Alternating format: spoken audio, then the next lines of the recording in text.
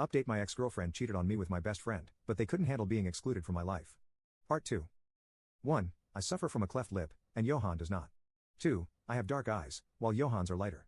3. I had dental problems with multiple teeth, molars, and parasitic fangs. In other words, extra teeth grew, causing me speech problems that persist to this day, specifically with the letter R. Now, moving to the key moment. One day, after finishing some work for the next day, Matt called me and said he had something important to tell me and that he was heading in the direction of where I lived. None of them knew exactly where I lived, just where I usually was.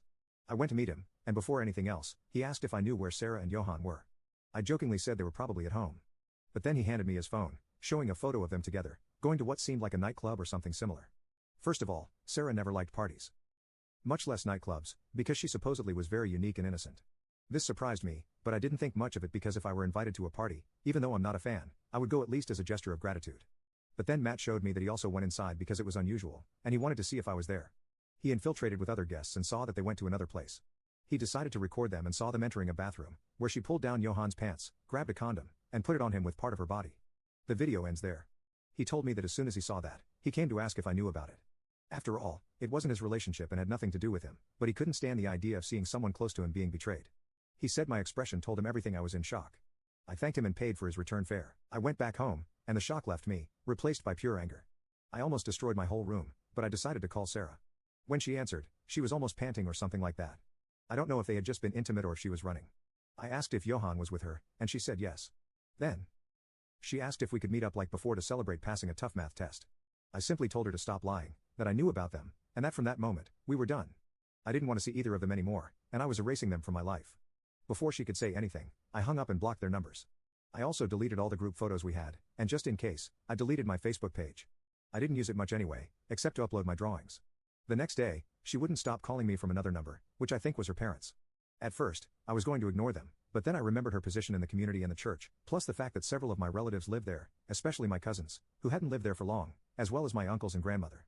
I didn't want them to do something to bother them. One don't think they would stoop that low, but with people like this, you never know. So, I decided to meet with them to leave me alone, and I remembered Matt. He could help me with the video. I called him, and he agreed to accompany me. I won't make this too long. It was the usual. It's not what it looks like. It wasn't us. Yes, I'm the king of the seas. The only thing they didn't do was blame my mom. I think they were more afraid that Matt would spread the video in the community. But her parents did blame me, saying it was my fault for denying her intimacy, that she was being oppressed by me, and that Johan was just helping her experiment. Rest assured, if I had been unfaithful, I would have been crucified. In the end, we reached an agreement that we wouldn't say or show anything as long as they left me and Matt alone.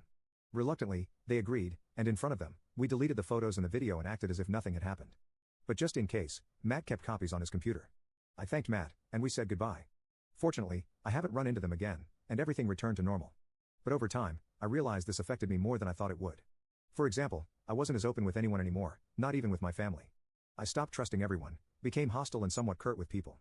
It took me a while to be cordial with others again. Although I'm not as hostile now, I'm still very distrustful of people and prefer being alone rather than with others. Unfortunately, my friend Matt had to leave the country, and in time, I lost my phone and with it, my contacts. I just hope he's doing well.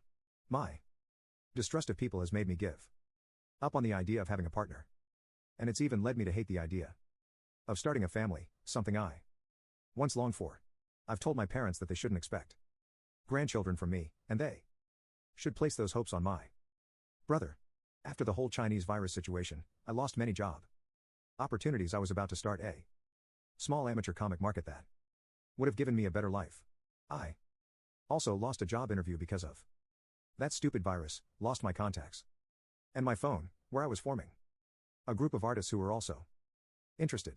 I lost several relatives, and also learned how my late paternal uncle was abandoned by his wife, who left with her lover, taking everything in the divorce and leaving him alone and sick due to diabetes.